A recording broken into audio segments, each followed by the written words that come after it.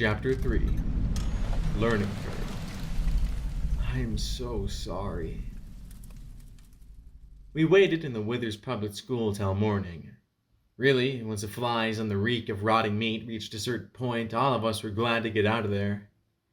I still resembled a mummy with all the bandages coiled around me, but their healing magic was doing the trick.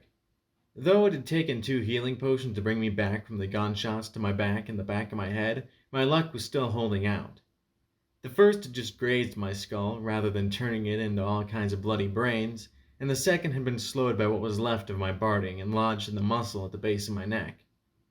Fortunately, even P-21's minimal medical skills are up to removing it. I'd taken some time looking at a map on the wall of the classroom. It was badly stained and aged, but I could make out the name of Withers and a road leading to what looked like a big city. Hoofington. One of the cities Haas had mentioned when he described the balefire bombs going off. There were other strange posters rotting in their frames. In the office, a pink pony with her mane striped almost identical to mine, but pink and gray rather than black and red, stared out with a grin above a caption that read, "Trouble can start in the smallest places." A purple unicorn sat on the library wall, looking clever and surrounded by floating books saying, "We need every idea." Well, that's what I thought it said. Some wit had scratched out idea and written penis. I got the joke. In the nurse's office, a soulful yellow Pegasus hugged a bunny while telling me little ouchies are still ouchies. I knew there had been a war. Even security ponies had to learn history in '99. Zebras had attacked and attempted to exterminate all of pony kind. There had been 6 ministries that had done all they could to end the war and find peace for pony kind. They'd failed.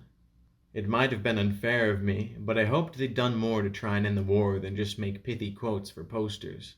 It had been a little amusing, and a little disturbing, to see Scoodle handling the revolver from the farmhouse as casually as if it were a toy. No, not a toy. She wasn't playing with it. She understood it was a weapon. She understood how to use it. She didn't even have her cutie mark, and yet she was still better with guns than P-21. There was something profoundly depressing about that. When we gathered the weapons and ammo from all the raiders, it had proved a somewhat daunting amount of firearms. "How are we going to carry all that?" I asked as I looked at the heap. There were at least 4 rifles, a shotgun, a revolver, the automatic pistols, 2 knives, a cleaver, 2 grenades, and the assorted junk we'd taken from the raiders. Between P-21 and me, we'd be able to do it, but it would still be quite a weight. "You don't need to carry all of it," Scoodle said as she looked at the heap. "Well, you wouldn't if you had some tools. What you can do is take them apart and just put the best pieces together." Take them apart? I levitated a rifle and concentrated. It was tough to telekinetically hold an object while messing with one small part of it, but I was able to unscrew and disassemble the various portions of the weapon. Immediately, I saw what the teal pony had been talking about. Some of the screws on one rifle were almost rust-free. Another had an intact slide. One had a superior barrel. Of course, I had to listen closely to her directions as I assembled one weapon from 4. When finished, my pip-buck suddenly showed a much higher value for my new rifle than any of the original 4. How it knew that was slowly driving me crazy. When I finished, I loaded 5 rounds into the clip and heard a comforting click as it loaded smoothly. "What about the rest of this?" P-21 asked as he opened up the duffel bag. To be honest, it looked more like garbage with all the junk inside. Scoodle looked at it with a smirk. "Well, if it's light, take it. There'll be some pony that'll buy it for caps. If it's heavy and worthless, just toss it unless you're close to a buyer. Most ponies haul around as much as they can carry, and when they find something good, they'll drop some more junk. Otherwise, let the finders worry about the coffee cups and stuff." She looked into the bag, and the teal pony frowned, seeming to be thinking of something unpleasant, and then smiled. "Oh, and keep the caps. They're money." Bottle caps? Did they really use bottle caps for money? From all the glare Scoodle received from the others, it was pretty clear they weren't happy with her for mentioning it. "Scoo!" shouted the pink pony, boing. "We're supposed to tell stable folk they're trash, remember?" I saw that the teal pony that had been so helpful was getting upset, so I adopted my easiest smile as I looked down at the fillies. "Well, I'm pretty sure she just wanted to be helpful after all the things that happened last night. Remember?" Scoodle definitely perked up at that, but the others still didn't look too happy. I couldn't blame them. I'd be ticked too if I saw some rube talked out of unloading a stack of bits back in '99. Once we were outside and under the clouds, I felt a little vertigo. I still didn't look up. I'd have liked to think that I'd get over this eventually, but somehow I didn't think I would. Not completely. Still, as long as I kept my gaze at or below the horizon, I felt it was enough to move on. The road we walked along was faded and crumbly, but I felt a little more confidence with a clear path in front of me. While the open spaces to my sides weren't as overwhelming as above, I still liked to pretend I was surrounded by nice straight halls. At first, I'd been nervous about accompanying the Crusaders in my current condition, particularly with P-21 being so stubborn about not carrying a firearm. Scoodle assured me that the Crusaders could handle themselves and that the Raiders' capture was simply a case of bad luck. I passed out what weapons and ammo we had, saving the rifle for myself. I admit, I was quite skeptical as many of the Crusaders chattered quite openly about what would happen when they got to town. Then I noticed that Scoodle and Boyne weren't joining in the conversations. When we encountered some strange spiny animals rooting through the rotten ditch beside the road, all they had to do was stop and the conversations ended. The 5 unarmed fillies disappeared into cover on the far side of the road. In fact, given how quickly P-21 disappeared as well, I was feeling just a bit exposed standing alone in the middle of the road. Only once Scoodle and I had finished off the last of the strange mutated animals did my worries about them fade. If it hadn't been for my EFS, I wouldn't have known where any of the others were hiding. Once the danger was past, the Crusaders came out and at once carefully carved off some pieces of meat, wrapping them carefully in some scrap paper from my duffel bag. I tried to hide my disgust as I asked, "What are you doing with that, Scoodle?" "Huh?" She looked up with the bloody knife clenched in her jaws. I did my best not to shudder. She stuck the tip in the corpse and answered brightly, "Oh, this? Rat hog is good eatin'." I just turned my back and busied myself with not being nauseous or watching them finish their work. I'd stick with the sugar apple bombs. The trip along the road was made far easier by my EFS picking out threats before they actually engaged us. The most prevalent were the bloat sprites and rat hogs. The wildlife seemed incredibly aggressive, and even lone rat hogs didn't hesitate to charge our group. I took the opportunity to talk with Scoodle about the wasteland. She seemed to delight in knowing more about the waste than P-21 or myself. "See, there's 3 kinds of folks. You got folks that'll help you out, folks that'll put a bullet through your noggin, and folks that won't lift a hoof for you, but probably won't kill you unless they got reason. Make sense, Blackjack?" "Plenty. So, which are the Crusaders?" I asked with a little smile, half teasing and half curious. "We're the 3rd, unless you're on your own. Most folk are," she said without hesitation. "Crusaders look out for our own and any filly or colt what need protecting. Past that, we take care of ourselves." "Not to insult you, but how do you take care of yourselves at all?" P-21 asked in his calm voice. "What? You think because we're young we're helpless?" And with a flick of her head, she scooped the pistol out of her holster and pointed it right at his head as if she had a sad spell herself. Then she grinned around the handle before spitting the pistol back in her holster. "We don't fight unless we gotta. We stick together and we hide when we can. We got lots of forts all around we can hole up in if we need to," she said as she trotted along. "See, we can get in places big ponies like yourselves can't. We find all kinds of good stuff in cellars and tunnels and stuff." She sure seemed confident, and I reminded myself that these children lived in a brutal environment. Weak things didn't seem to last long in the wasteland, that was for sure. What about these finders? "Shoot, finders only care about the caps. You got caps, they're your best buds in the world. You got nothing, and they'll piss on you as soon as look at you. Finders ain't no pony's friends, and don't believe 'em when they say otherwise." Scoodle and the other Crusaders definitely didn't seem very happy, even though we were apparently heading towards their town. "So, who might help us?" I asked her. "Help you with what?" she asked in return. That was a very good question. P-21 and I hadn't really talked about what our next step was. I had one goal, but I didn't want to involve P-21 just yet.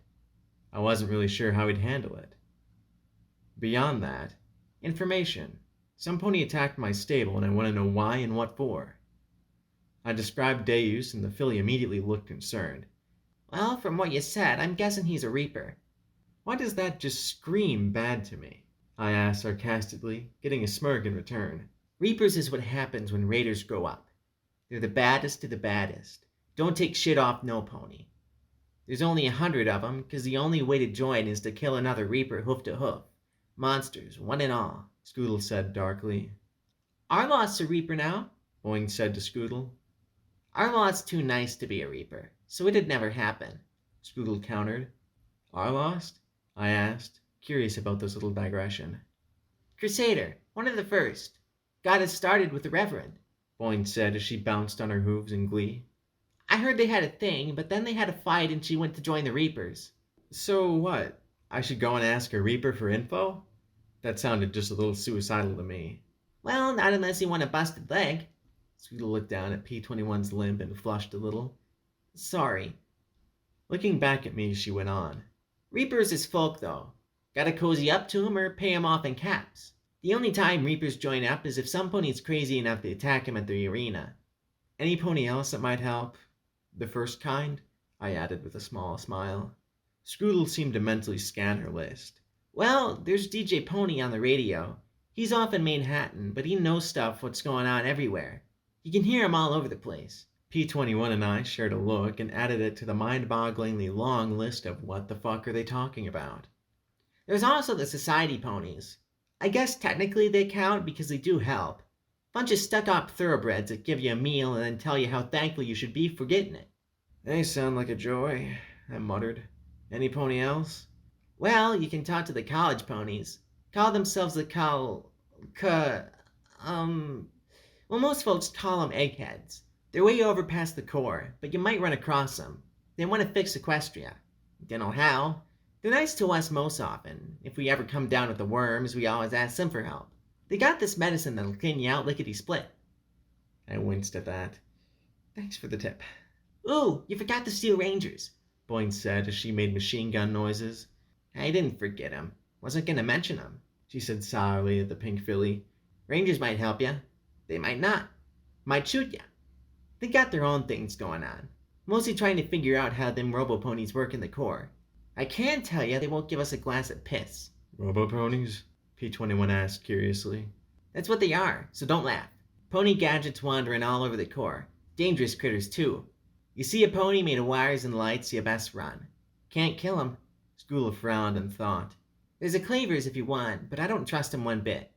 The Enclave are Pegasus ponies. They're gonna swoop down and save us all. Boing cried with a little cheer. A few of the other fillies also looked hopeful. I'll believe 'em when I see the sun, Scoodle replied sullenly. They give me the willies. They're no worse than ghouls, Boing countered. And ghouls will eat ya. Scoodle caught my look. She sighed and rolled her eyes, explaining to the clueless stable ponies. Ghouls is ponies that are, well, they look dead, but they ain't. I've been to Meat Locker, and they wasn't nothing but friendly to me. Her certainty faded a little, and she amended. Well, some of 'em might try and eat ya, but they ain't no different from raiders. Ghouls, Enclave, Steel Rangers, Eggheads, Society, Reapers, Finders, Crusaders. I was suddenly getting a picture of Hoofington as a city with different stables all around it, each group fighting against the others for control and dominance. P-21 looked at Scoodle as he asked, You mentioned the core. What is that? The core, it was what got blowed up in the big war. I heard there was all kinds of tech and stuff being studied there. At least it was before the zebras blowed it to smithereens. Wasn't the zebras? Boing jumped in. Them ponies made something what blowed up in their faces. I heard that Princess Celestia sent the whole city to the moon right before the bombs went kablooey, Offered a gray unicorn filly. Another quickly shook her head. Nuh-uh, it was a dragon. Biggest, scariest dragon of all. He breathed green fire. That's what the bombs did, you ninny, Scoodle roared. I winced at their noise, wondering if this was how they had gotten caught in the first place. I drifted a little to the side to let them argue over what precisely destroyed Hoofington while I leaned towards P-21. So what do you think? He looked at me with his level, cool gaze. I think they should be quieter, unless they're trying for more rat hog meat. I mean about what we should do. While I don't mind helping ponies who need it, I doubt that Reaper has given up. We need information. I lifted my pip buck. We need to learn about that Reaper. We need to find out what AC-1101 is, why it was worth attacking Stable 99. Did the Overmaster say anything about it, Blackjack? P-21 asked as he looked at the bones of ponies lying along the road. Oh, I completely forgotten about the files he transferred to my pip buck.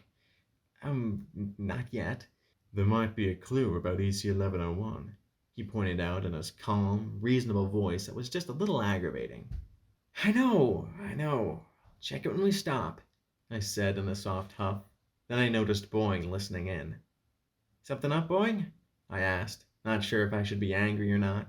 Oh, nothing, she said with a giggle as she bounced back along over to the other Crusaders. That's a lot of bones. As we proceeded southwest along the road, the skeletal remains grew thicker and thicker, and the Crusaders grew quieter and quieter. Rags and rusty bits intermixed with the bleached bones as scattered white lumps turned into nearly a solid white sheet. Then mounds and piles of gleaming white remains rose to either side of the road. My pip-buck chirped. Boneyard appeared on the map. I noticed the girls weren't talking anymore. Now they looked wary and walked right into the middle of the road cleared of the remains. What happened here? P-21 asked, keeping his voice low. Scoodle looked at us, then pointed ahead. When the hoof went boom, lots of ponies tried to run for it along the road. She pointed the way we came. That way's Manhattan. And when Manhattan went boom, lots of ponies from there came running for the hoof. Thousands and thousands. They all got bunched up here and died. She glanced warily at the heaps of bones around us. Don't touch anything. Why not? As far as I could see, there was lots of stuff for the taking, and not a single threat to be seen. There's bad stuff here. Ghouls and Tiara. That was all she said before she bit down on the pistol again and continued walking.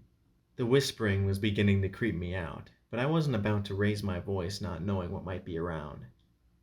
There were hundreds of busted wagons and carts scattered amid the skeletal remains. Lots of boxes, even some ammo crates. I looked at the Crusaders, keeping an eye all around them and ignoring the ammunition right beside us. We should take some of this, I whispered as we passed a tipped-over wagon half buried by bones. I couldn't see a single target on the EFS aside from the 8 of us. Scoodle looked at me with an expression of horror and outrage, shaking her head. There's nothing here. I couldn't explain the pip-buck's targeting system to some pony that had never worn one before. I think you should listen to her, P-21 murmured. That did it for some reason. Phileas scared of bones I could accept, but being told what to do by a pony that wouldn't carry a weapon himself just annoyed the shit out of me. My mane was itching in irritation, and I wasn't about to pass up something that could keep all of us safe. It's fine, I said as I reached out with my horn, grabbed a nice heavy ammo box, and pulled it from the bones. The bones clattered in to fill the void left behind, filling the still air with a dry rattle. Then I saw the creature within the heap of bones. It looked like a pony that had been cooked past well done, and now that it was exposed it began to move. It reared up and opened its maw wide, letting out a scream that no living pony could make. And then it was answered. Instantly, my pip-buck came alight with red bars as horrific screams raised in the air. The mounds around me shifted, and from the depths emerged chunks of rotting meat clinging to pony frames. Shredded lips allowed jagged mouths to open far wider than any living ponies could. There was nowhere to run. They stepped out onto the road in both directions. "Heads!" was all Scoodle shouted before drawing her gun and taking aim at the running forms. I wasn't familiar with the rifle at all, but I knew I should use it before they closed the distance. I popped sats, but the rifle required a great deal more energy per shot than my pistol or shotgun. I carefully lined up my shot in the moment of frozen time, then released the spell. I could almost see the bullet as it spun through the air, striking the ghoul pony in the head and blasting it apart into meaty chunks. Without sats, I had a harder time lining up the shots. What took one round to the head would require 4 to the chest. The Crusaders were holding up better than I'd anticipated. Maybe the fact we were ridiculously outnumbered and probably going to die helped them focus on putting every round into the screaming ghoul ponies' heads. P-21, unarmed, simply kicked and shoved to try and keep the ghouls off the Crusaders. Scoodle's revolver blasted ghoul after ghoul, not firing till she had a headshot. She would be an amazing marks pony when she grew up, a pony to be feared and respected. But as she turned to gun down one, 2 others pounced upon her. Sats recharging, I tried desperately to line up the rifle, but the shots failed to drop them. One ghoul pony gripped Scoodle by her haunches, the other by her shoulders. With monstrous strength, they each pulled their half. The teal filly was ripped in two before my eyes. I fell into a moment of horror that felt like a seance that would never end as I saw with terrible clarity the organs and viscera pouring out over the asphalt. I smelled the wash of blood even over the unnatural reek of the undead monsters around me. I saw the stunned look on her face as she slowly fell, and a pony that had weathered raiders and who knew what else died because of my stupidity. I knew that I would never stop seeing that image for as long as I lived. "No!" I roared, rage seeming to guide my shots. Despite my tears blurring my vision, I laid down a rain of fire such that even the ghouls were momentarily beaten back. Every other bullet seemed to find skulls and vulnerable joints, though my horn ached from the effort. When the rifle clicked on an empty chamber, a telekinetic stream of bullets flowed from my bag into the magazine, and my attack continued. But there were more ghouls than I had bullets, and every second it seemed like more of the mindless monsters emerged from the bone piles. Soon the rifle went from a firearm to a club. There were just too many and too close for it to be effective. I'd have given my teeth for some shotgun shells. The monsters were starting to surround and overwhelm us, snapping with their broken teeth and kicking with shattered hooves. I would happily have stayed there till I was torn to pieces, but there were 5 more Crusaders and P-21 on the line. They were all going to die, and it was my fault. It couldn't get any worse than this, I thought. I'd soon think to myself, "Oh, silly Blackjack, it can always get worse." The scream from a nearby bone pile froze us all in place. A luminous green light spilled forth from a ghoul pony that at once started my pip-buck clicking. "Tiara!" The ghoul screamed, looking down at us with its baleful gaze. The presence of this glowing abomination was tempered by one saving grace. Its presence made the hordes of ghouls back away momentarily. "Tiara, is that you?" Step by step it approached, and my pip-buck began to click faster and faster. I glanced behind me at the scratched and clawed Crusaders. If there was any way I could get them out of this nightmare, I'd take it. I put on my best smile and approached the glowing ghoul pony. Yes, it's me, Tiara." I looked at the glowing cutie mark etched in her blackened flank. Was it a mirror? No. A rattle? No. "Really? I think I lost my glasses." Up close, I could see that the glasses weren't lost. They were melted. Glistening glass clung in cracked, fluid shards, the blackened metal frame now seared into the flesh. Behind them, eyes glowed. She raised both her hooves with a creepy smile, then frowned as I hesitated. What was she doing?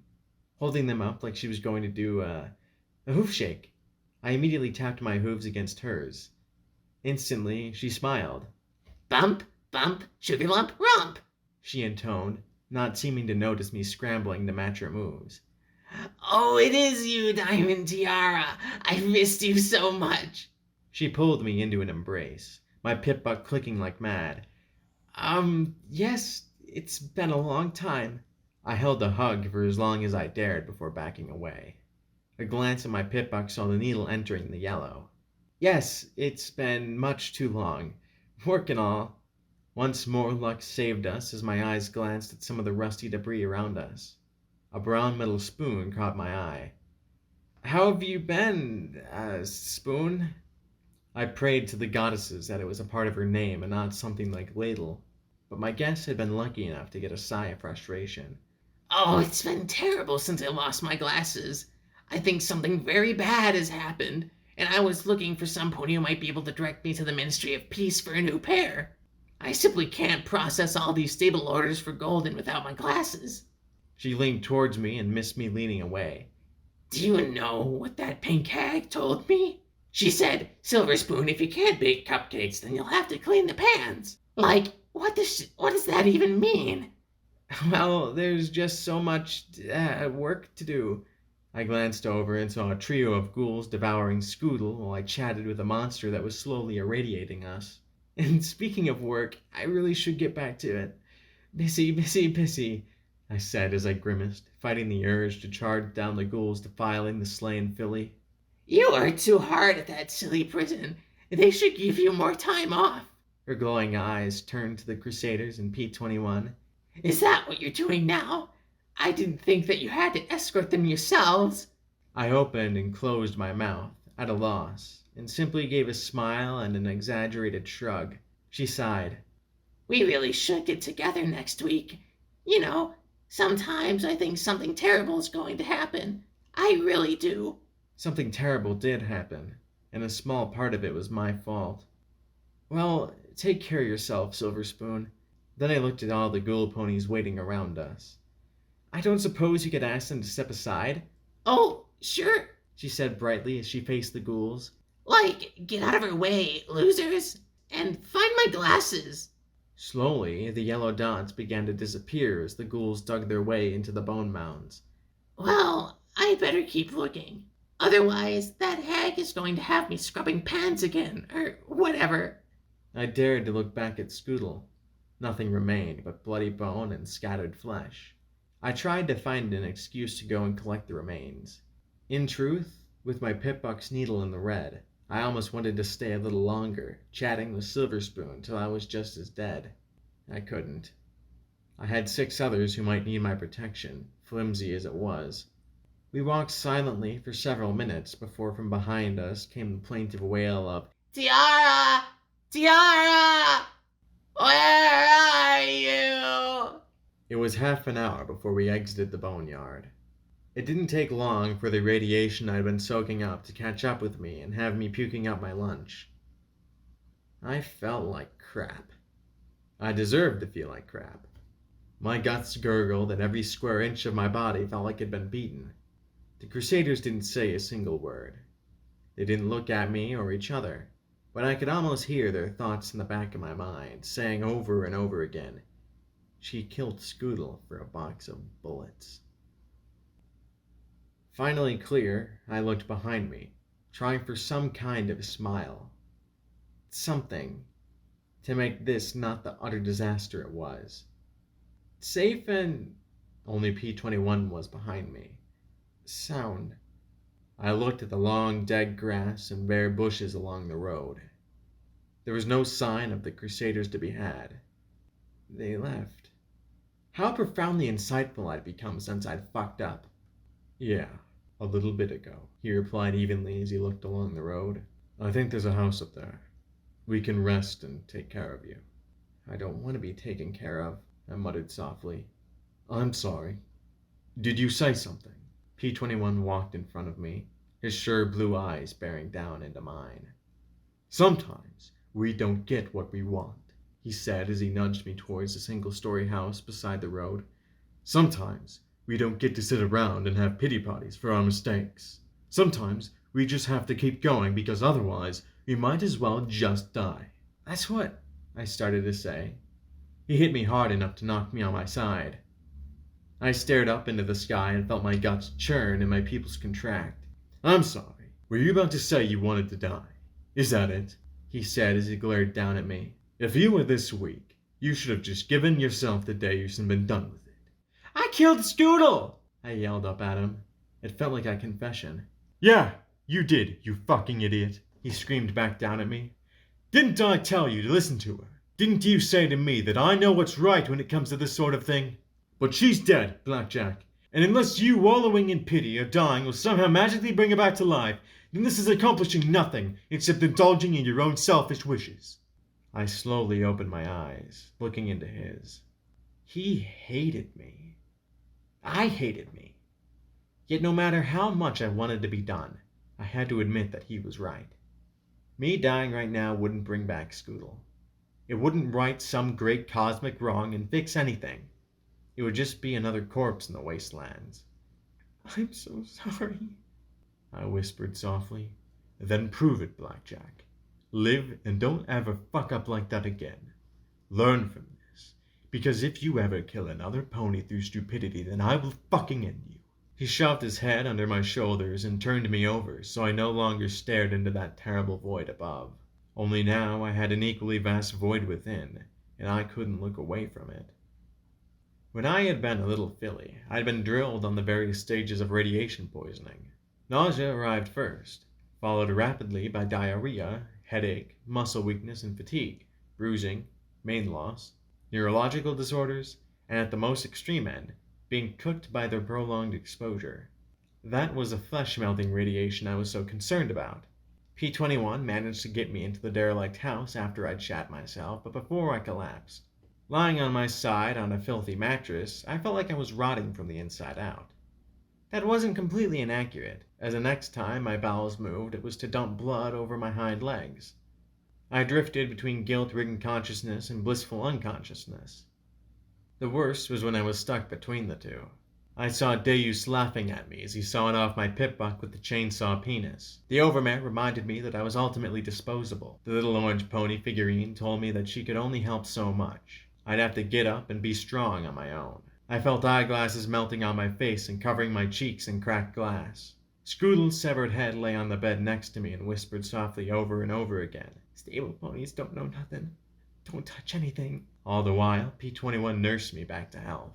He'd disappear for hours on end, and I'd lie there wondering if he'd died or simply moved on. I didn't understand why he wasted his time with me, and yet he did. He didn't say a word of complaint, nor did he mention anything more about the events in the boneyard. When I awoke to lucidity, feeling like a clogged-up toilet, I saw the sprite bot hovering before my face. Watcher cleared his throat. "So, is this it?" I carefully raised my head. The sprite bot wasn't transforming into some face-eating nightmare. Watcher? "Yeah, that's me. What about you, Blackjack? Is this it? Is this the point where the wasteland breaks you?" The sprite bot looked particularly solemn as it hovered before me. Carefully, I pushed myself up and covered my face with my hooves. "I fucked up, Watcher." "You're not the first. And if I can be blunt, your fuck-up only killed one filly. I've known ponies whose fuck-ups killed millions. So, on the grand scale of fuck-ups, I think you're overrating yourself." Slowly, I dropped my hooves from my face to look at the little machine as it went on. "So, I'm asking you, is this it?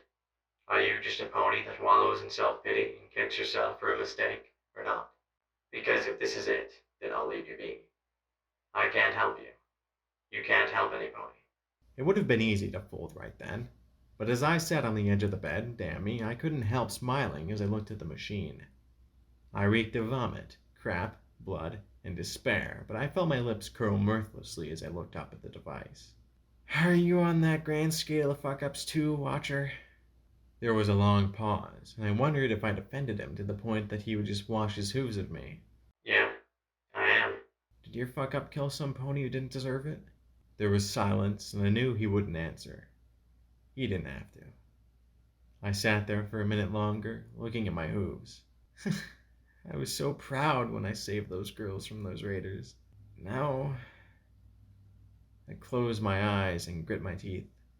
It would be so easy just to give up. Fold the hand, cash in the chips. Quitters might not go bust, but they'd never make it big. I opened my eyes as I looked at the machine, wondering what Watcher's face looked like right now. Finally, I asked softly, "So, how do I move on, Watcher?"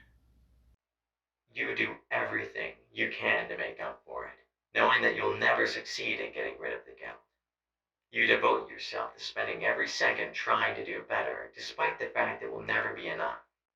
And you pray, with every single good act you do, that somehow, when your life is over, that your lifetime will come close to making up for the wrong you committed." Watcher spoke so clear and true that I couldn't stop smiling and crying at the same time. "Well, that sounds like a plan," I whispered. "So, where do I start?" Turns out, starting involved me getting off that filthy bed and finding some rataway before I either died outright or grew a second head. Well, that might have doubled my smarts. It wasn't something I was exactly looking forward to. On the plus side, Watcher knew a possible source of the radiation-purging drug. The sky carriage had crashed with a load of Ministry of Peace supplies that hadn't been scavenged. The reason was simple. "Those are some nasty-looking reptiles," I muttered as I looked down at the lake surrounded by dead trees and gangly weeds. A small island on a cove was connected to the mainland by a rotten bridge. I could barely make out the side of the upside-down sky carriage mixed in with the remains of a gazebo. P-21 and I were crouched in the remains of a small cottage a small ways above the gray waters of the small lake. Lake Macintosh appeared on my Pip-Buck map. I had no idea what the reptiles might be. No doubt if I put a hunk of their remains in my bag, something would pop up. In his scavenging, P-21 had rounded up 6 rounds for the rifle and 6 shotgun shells. It would have to do. "You're being stupid again," P-21 warned me. "Ending me stupid?" "No, just standard stupid." "That means I'm improving," I said, and even he smiled at it, shaking his head. I looked down at the gazebo and crashed carriage. The EFS informed me that there were 3, but after the boneyard, I wasn't going to take it for granted. "I'm dying without that rat away," I said as I slumped against the mossy foundation stones. "A few more days and I'll go like Haas did. Say I'm wrong." He pressed his lips together as he scowled at me. "So let me sneak over there and get it," he pressed. "No," I replied firmly. "I appreciate all the help you've given me, P-21.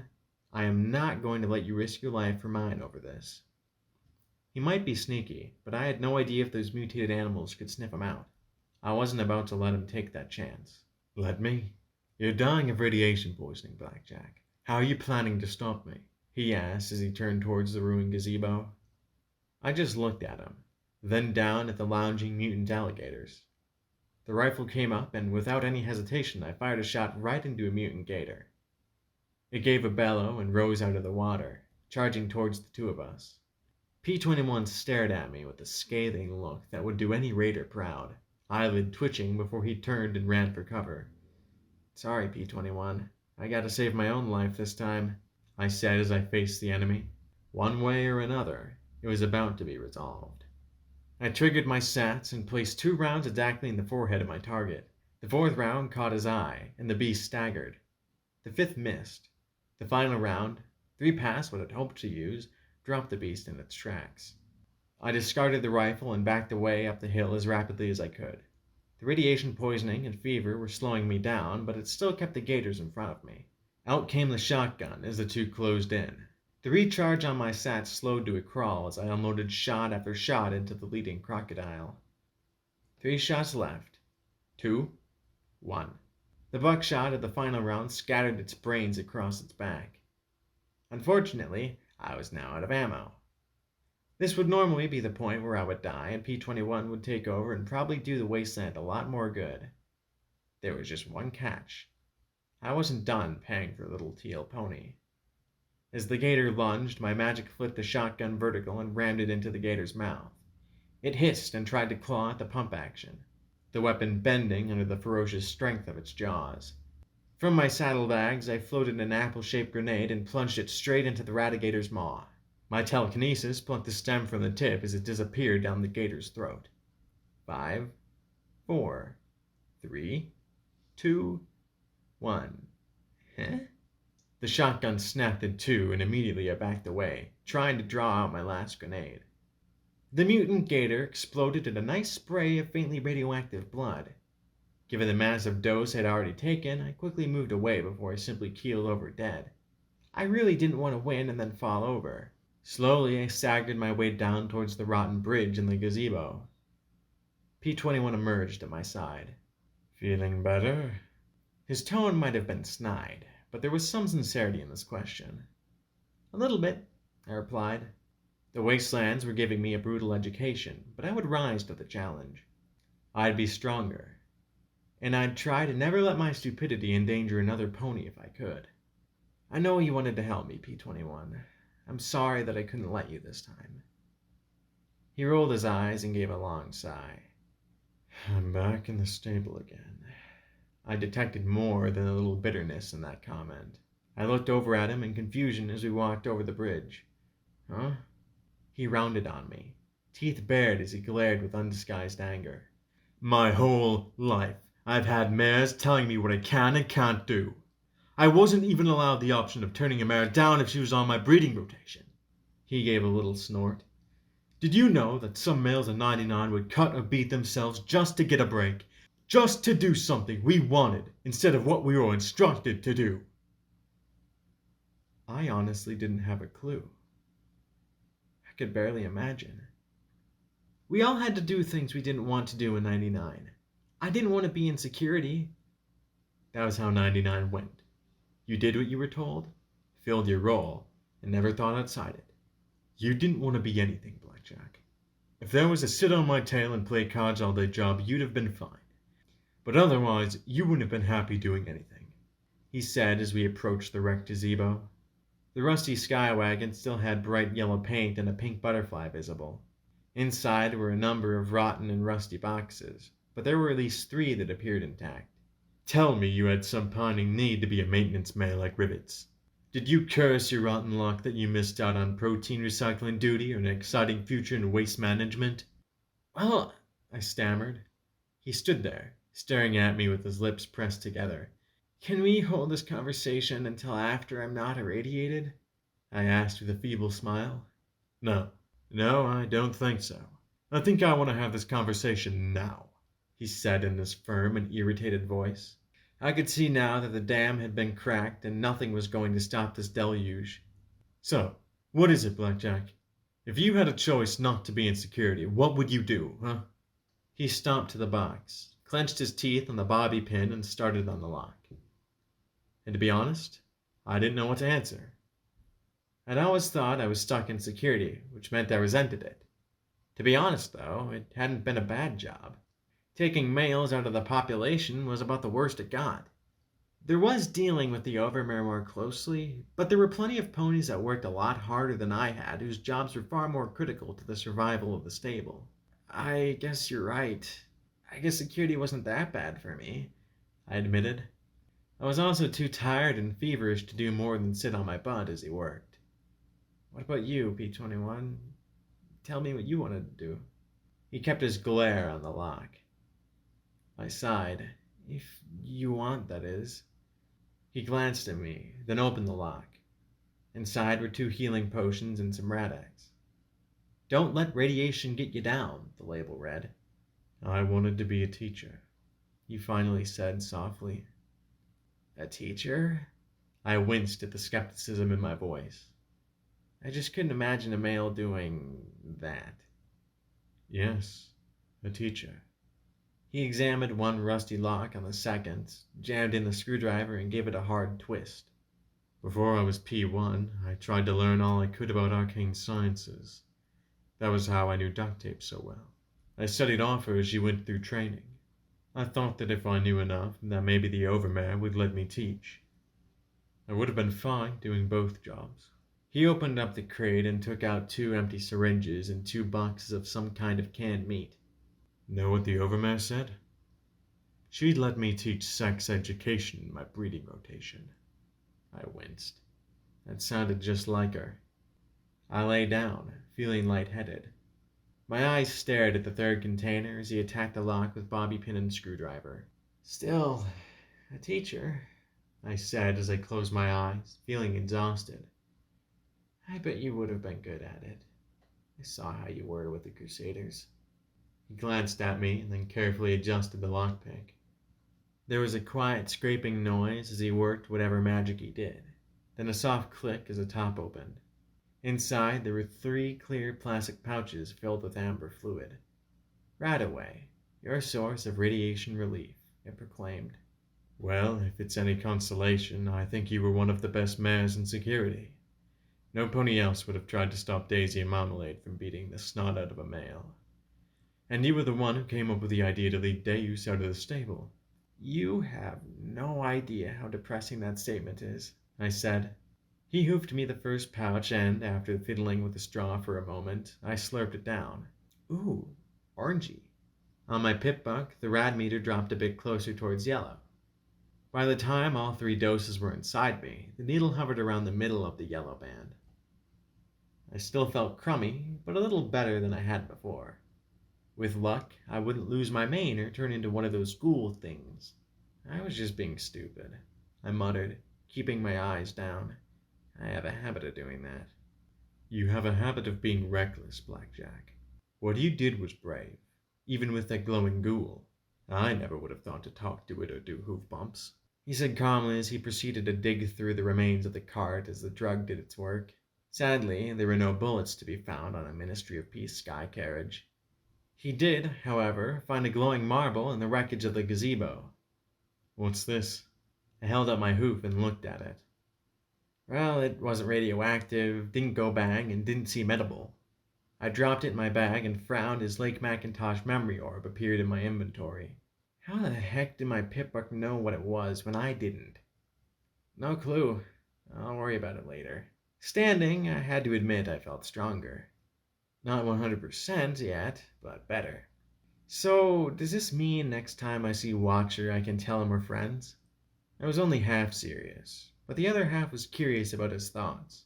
No, he replied firmly, and then gave me a grudging smile. But we're closer to it than we were. Well, that means I'm improving.